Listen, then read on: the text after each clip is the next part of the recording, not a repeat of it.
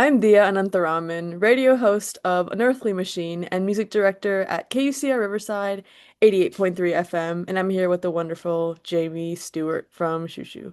Their Oh, you're latest nice to album, say I'm wonderful.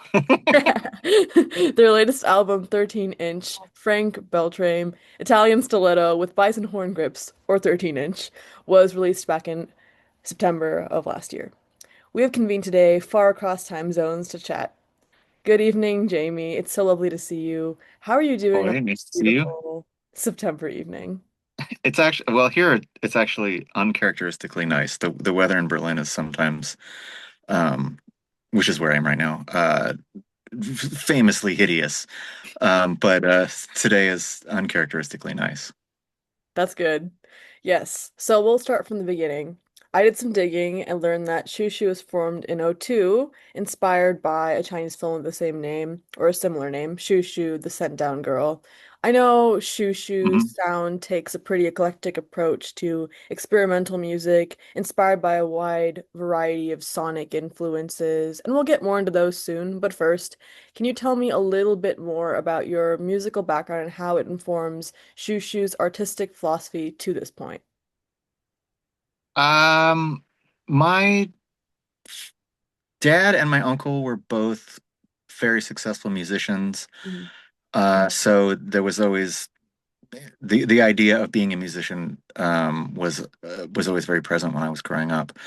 Um, this is not uncommon. A lot of musicians don't listen to that much music at home. They've, been playing music all day, so they just need a break from any of that kind of input. So there wasn't a whole lot of music played in my house when I was growing up. But when there was, um, my dad, largely to his credit, and in some ways kind of annoyingly, was very particular about what music I could listen to. Mhm. Like but because of that, he exposed me to the best of the best music from the time I was very, very young. So and as you noted before, I've pretty eclectic taste, and it largely comes from that. So from the time I was a kid, I was, listening to Motown and Prince and a lot of classical music and field recordings, um, and a lot of funk. And then through friends of mine, I started getting into uh, goth and kind of more dream poppy things and ska and reggae. But because I had grown up with my dad making it abundantly clear that some music is extraordinary and some music sucks, that I kind of developed an ear for quality at a pretty young age. So, the post-punk and goth and ska and reggae that I was listening to was also the best of the best. So, in addition to having pretty eclectic taste from the time I was a kid, I'm also an incredible snob when it comes to music, and I don't feel bad about it at all. Yeah, I definitely see what you mean. Currently, like being a music director at a radio station, it is kind of my job to be a snob. You Um, gotta be, right? yeah, Some and the definitely. cream needs to rise to the top. That's your job. Yeah, definitely. And it's interesting. I like that you said that you weren't really sorry about it either, or like apologetic about being a snob. And I think that's interesting too, because it just kind of reminds me of like the wave of anti-intellectualism we have, and it's like, oh no, you think about the art you listen to. What a big deal. It's like, yeah, so that's interesting. I'm glad you brought that up. But it is really exciting to see Shu Shu's progression over the years.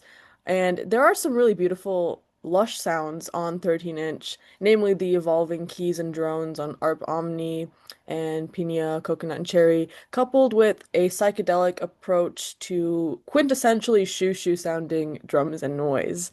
And I noticed that 13-inch features more melodic instrumentals that almost read as cinematic to me, like they might belong in some sort of oddball action film. And I adore that. I noticed that the vocals on this album are very expressive and beautiful, while also shape-shifting to the highs and lows of every song. And one other thing I enjoy about the vocals in particular is the dynamic range and the texture. So, moreover, I'm always interested in knowing how the choices were made in terms of the instrumentation, melodic, and rhythmic elements of 13-inch in its entirety. Can you tell me a little bit more about your creative process on 13-inch? Along with its sonic and emotional landscapes and how they show up through some of Shushu's songwriting, vocal, and instrumental choices. I'm not trying to skirt this question, but we really try as hard as we can not to consciously think about those things. Mhm. So it's a little bit difficult for me to answer. We're really, I think a lot of musicians find themselves in this state, just very much trying to listen to what's happening and be directed by the muse or, or space or, the energy wherever music comes from, and just trying to get out of our own way and let those things happen. And have it be very much and this is very corny, and forgive me for saying this, but I don't know how else to say it, more of like a subconscious or spiritual writing process, or uh, maybe almost like lower brainstem kind of physical, instinctual writing process. We, I mean, it's impossible to do that and be a human. I mean, you would just become a bag of jelly. I mean, you have to some higher brain function to survive. But I mean, the goal is just to allow things to occur. So I mean, so it's difficult to talk about the process when we're actively trying to avoid articulating what the process is. Yeah. I mean, this is the goal. I mean, we fail at this all the time, and overthink things ad infinitum. But we're always trying to just uh, be led rather than forcing things to happen. Which I think that's the case for a lot of aesthetic expression. Yeah, and I think that is honestly in itself an answer because it is kind of like it answers the question. Like it talks about how your process is affected. And even if it's not a conscious thing, it's more subconscious. That in itself is such a valuable process, you know? So, yeah, thank you. I mentioned the oddball action film element that came to my mind, but moreover, initially listening to 13 Inch and looking at the album cover, etc., I saw the knife motifs as kind of going hand in hand with that parody of bravado sense as well. And I enjoy how there's an all-encompassing chaos to this album as well. And it explores all these different corners of emotionality. And I love how it's simultaneously jarring and hypnotic and how saturated it is. There seems to be kind of a maximalist sound to this album, even on tracks that are more sparse, because the vocals and the synths themselves are so full of emotion. And I was kind of reminded of another artist I spoke to a while back, JRCG, and when I was listening to this, I mostly drew that parallel because both 13 Inch and JRCG's album, Grow Iconic Sadistic Mantra, have a similarly psychedelic and saturated sound with what reads to me as a very sonically colorful environment. Another thing I'm reminded of upon listening to 13 Inch is hypnagogic pop, maybe. And I know Xiu Xiu is influenced by global instrumental traditions, but moreover, I'd like to know what were some of the main inspirations for 13 Inch? And this could be, of course, other media, music, literature, film, spiritual occurrences, religious epiphanies, artistic manifestos, niche, switchblades, etc. It's a funny record for us. I did not really grow up listening to rock and roll, and not didn't listen to psychedelic music, and it wasn't until pretty late in life that I really gave, or not rock and roll, because I like 50s rock and roll a lot and always have, but like rock music Mhm. and psychedelic music. And the drummer that we play with, David Kendrick, is the generation older than Angela and me, and that's he grew up in the 60s, and that's really like where his blood is. And he exposed Angela and me to psychedelic, like 60s psych rock and 70s psych rock, which we had never really checked out. But I mean, any opportunity to listen to something new is very exciting. So we started going down this rabbit hole of music that we were, that has a long history, but that we were pretty unfamiliar with, and started thinking, okay, what's the least characteristic thing we could do is do a psych rock record that has like nothing to do with our history at all, really, or our particular interest. But this door opened, and like I said before, we're just trying to, if the door opens, walk through it rather than really question it. Although, um, I'm a massive fan of Nick Cave and Einstein Neubauten, and the singer in Einstein Neubauten, Blixa Bargeld, was also in the Bad Seeds, and he ended up quitting the Bad Seeds because, or he famously said when he quit the Bad Seeds, I did not join a rock and roll band to play rock and roll. And we got about halfway through making this record, and I heard that quote, and I was like, "Oh my God, I didn't join a rock band to play rock and roll. Like, what are we doing? What is this record?" But we really liked what was coming out. So, and then at the same time, the philosophy is not to really question what's happening, just to try to follow it. But we were in a just sort of deep state of conflict because we were really going down a path that is has nothing to do with who we are. But at the same time, like I said, we were happy with the results. So there was a lot. So I guess the inspiration for this record came from psych rock, but also from the deep conflict of finding ourselves in the midst of something that we really liked but didn't want to like. Mm. Like I guess sort of like reversed, I sort of like hung myself by being too much of a snob. Mm. Um, and there were times when we felt really painted into a corner and freaked out by what was happening. But then just had to remind ourselves not to think about it and just to let it turn into what it seemed like it really needed to turn into. Um, so there was a lot of sort of curious and I mean, struggle is too hard a word, but just we were laughing at times, but just being like, there's a lot of guitar. Like there's like never been so much guitar, like riffy guitar on a Xiu Xiu record, like ever, ever, ever. And that makes up like 80% of this record. Um, so I guess, those are the main influences, having no idea what we're doing, questioning what we're doing, trying not to, at the same time, trying not to question what we're doing, and then 60s psych rock. But I guess being in that kind of spiral is very psychedelic anyway. So I suppose now that I say it, it kind of supports itself in psychedelia. Yeah, certainly. And I kind of think that it's interesting that you bring up how it's psychedelic as well, because I feel like that kind of unknown force that pushes you to make something that you might not necessarily set out how the intention set on making is in itself like a psychedelic process. So that's really interesting to hear about. Yeah, yeah, Yeah. that's well put. That makes me feel like a little better about it. Thanks. All right. Thank you. I'm also interested in the album artwork for 13 inch. It's bright and it circles back to the topic of blades that we mentioned. And I'd love to know the story behind the art and why it was chosen to represent this album.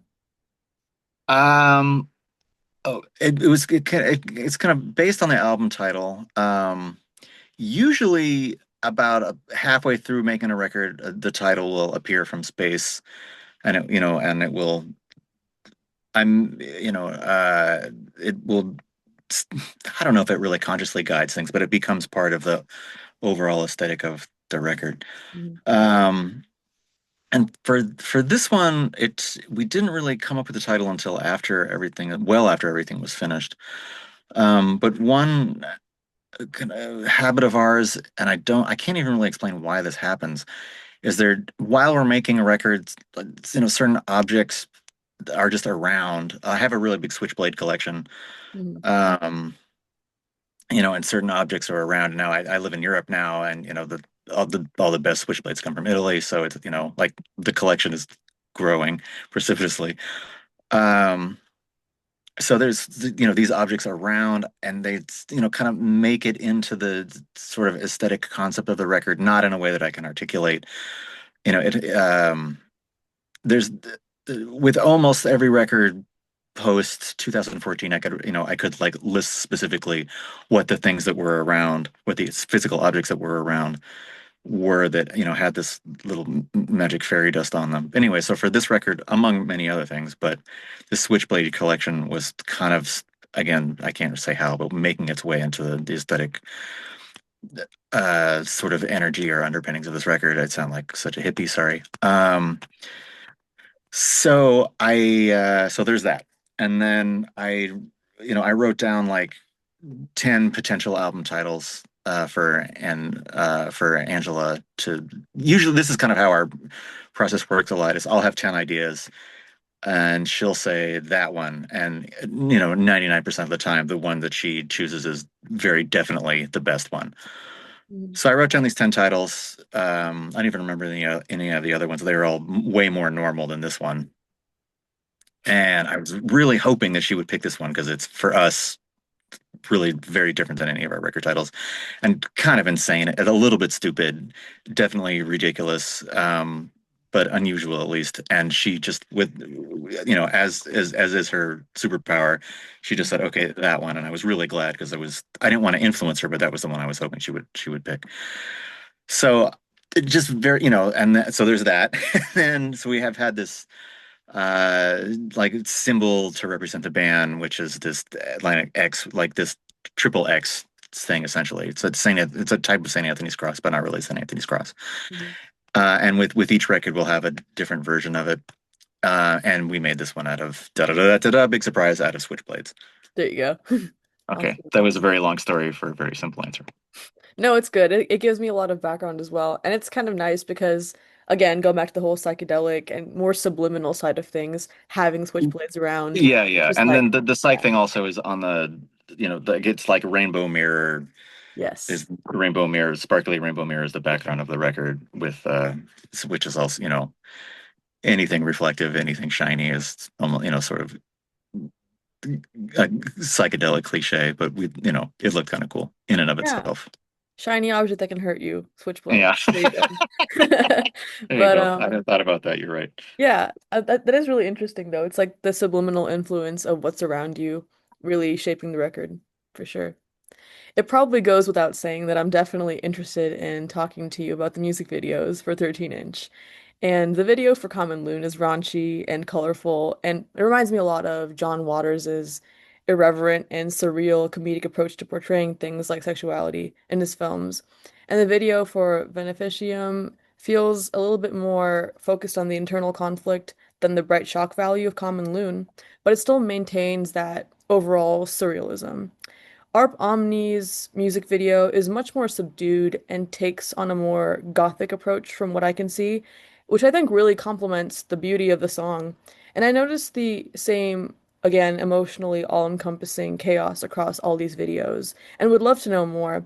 Can you tell me a little bit more about the choice to include all these visuals in your music videos and how they function in tandem with the album's themes?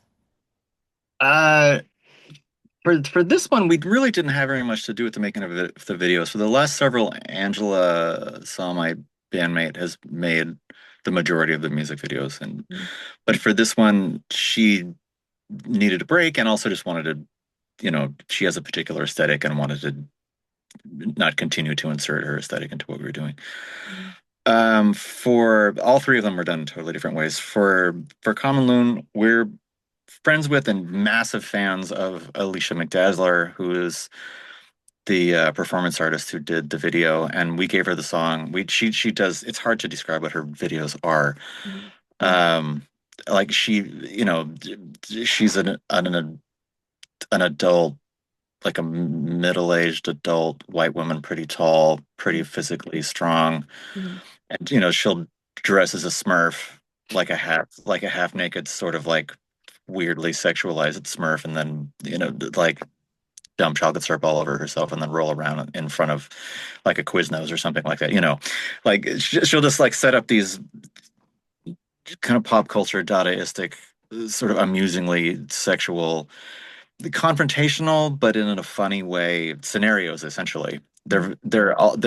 They're much more creative than I'm making them sound, infinitely more creative than I'm making them sound. They're always very funny, super, super creative, and kind of jaw-droppingly uncomfortable to watch, but in a totally engaging way. Mhm. And we just said, okay, like be completely like do your craziest. Like you can take old videos, we love what you do. Just basically insert yourself into uh what the song is. It doesn't have to have anything to do with what is happening in the song at all. We just wanted to have these two things happen in parallel. Mhm. It's my favorite music video we have ever done. It's completely bananas in the best possible way. uh for the one for Beneficum, even though I'm in it, I have to say I've never actually seen it. I don't really know what it's about. Okay. uh I didn't have anything to do with that one really. And That's similarly to Art Bomany. I've seen that one, but that one it's hard to even say it's a music video. It's almost more of a uh kind of an atmospheric film that goes along with the song, I Yeah, think. I think you guys have it as visualizer on YouTube as well. Yeah, I kind of hate that word, but it's sort of I think it was I'm not sure how to describe it. It's somewhere between a music video and an art film. I thought it was very, very beautiful, but I didn't have anything to do with that one either. Okay. And I mean, other than watching it and thinking that the person who did it did a really beautiful job, I had no input into it at all, other than to say, "That's beautiful. Go for it." Green light, yes. Yeah, yeah. Okay, that's cool. Yeah. And Shushu has some tour dates coming up. So, what are some of the venues and locations that you look forward to playing at the most? Well, the shows that we have coming up, we're doing some new music that's a kind of tribute to the film Eraserhead by David Lynch. They're not it's at the moment it's what we it's not released yet. We have a record of it coming out next year. Um they're all places we have not played before because it's much more of a it's not a like a quote unquote like rock show at all. It's much more it's an experimental show, a lot more formal, a lot less physical, almost like an art installation. So we're not playing in like the normal clubs we would play in. So Mhm. um, or we're playing at film festivals also. So I can't say I'm looking forward to any of them in particular because I have never been to any of them, Mhm. but I can say I am looking forward to all of them, but not more one than the other because they're all unfamiliar. Right, yes. So, let's talk gear. What would you say is the most essential piece of gear to the particular sound of 13 inch? Oh, geez. Um, well, we have a because of obsessiveness, nerdiness, and just we've been a band for a long time, so we've had a chance to collect a lot of gear. We have a lot of fuzz pedals. Hmm. I couldn't pick one, but I would say they're not a vast, but a very select collection of fuzz pedals, probably. Um, of there's a fuzz pedal on almost every single instrument on the whole record. Hmm. Yeah, that makes a lot of sense. That's kind of what I was referring to when I said a very quintessentially shoo shoo helping of noise, because I feel like fuzz is a really common element. Yeah, definitely. We were certainly trying to exploit it as much as possible, and the person who mixed it is a genius record producer and mix engineer, John Congleton, Mhm. who's a good friend of mine and someone we've worked with a lot. We also told him just to take it further. So, as heavy as we thought we had made it, he made it 50 times heavier. He's an absolute master at that. Yeah. So for the last question, another gear question. If you were stranded on a desert island and could only take three pieces of gear with you, what would they be and why? Oh, these are music gear, I assume. Yes. Okay. I God, I wish I had a more romantic answer. I'm just trying to think of a practical answer so I wouldn't lose my mind while I was on this desert island. Hmm. I mean, a Pro Tool setup, which is so I could do some recording. Um, I can't answer that. I'm really sentimental and sort of like anthropomorphize gear, which is an insane person's thing to do. I don't think I could only pick three. It's a really huge part of our uh, right. Our timbre is a massive part of our writing process, and a variety of timbres, Hmm. comes from having a decent collection of gear. Hmm. This desert island thing is too much pressure. I mean, I could, I'm taking it way too seriously as if I'm going to find myself in this actual situation. I'll just tell you some gear I'm in our Yeah, studio right go for now. it. Okay. This synth is it has a warning on the back telling you that it can catch on fire. It's called the Valkyrie by Trongotronics. It's the gnarliest noise synth of all time. Mhm. This is a Centrix, the Erica Centrix is my favorite synth on earth. And what else? Is that a modular setup behind you? Oh yeah, and the like horrifying money suck nerd island module. Awesome. Anyway, sorry. It's too big. It's too big a question. It's too big a problem. I shouldn't even think about gear at all. Any good musician tells you gear is not important, so I'm merely a mediocre musician because I'm totally obsessed with and love gear. Yeah. No, I think there's multiple sides to that. I think when you are more so like an electronic and timbre focused musician, I feel like it's really, really easy to get kind of sucked into gear. And I think that's really interesting too. I think there's a lot of value to being a gear nerd, having, gear acquisition syndrome as they call it. So yeah. No, I I sympathize, I yeah. think it's fun. I don't think that it is inherently important to music. I think any way that you can make music that is real to who you are and that is moving or potentially moving to someone who listens to it is really all that matters. It doesn't matter how you do it.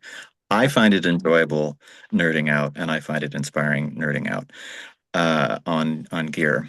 Mhm. But I don't ever want to give anybody the impression that in order to make good music, you have to have quote unquote good or nice equipment. You don't. Yeah. Absolutely, you do not. 100%. Yeah. Thank you so much for chatting with me. It's been really great to just hear about your philosophy on, composing.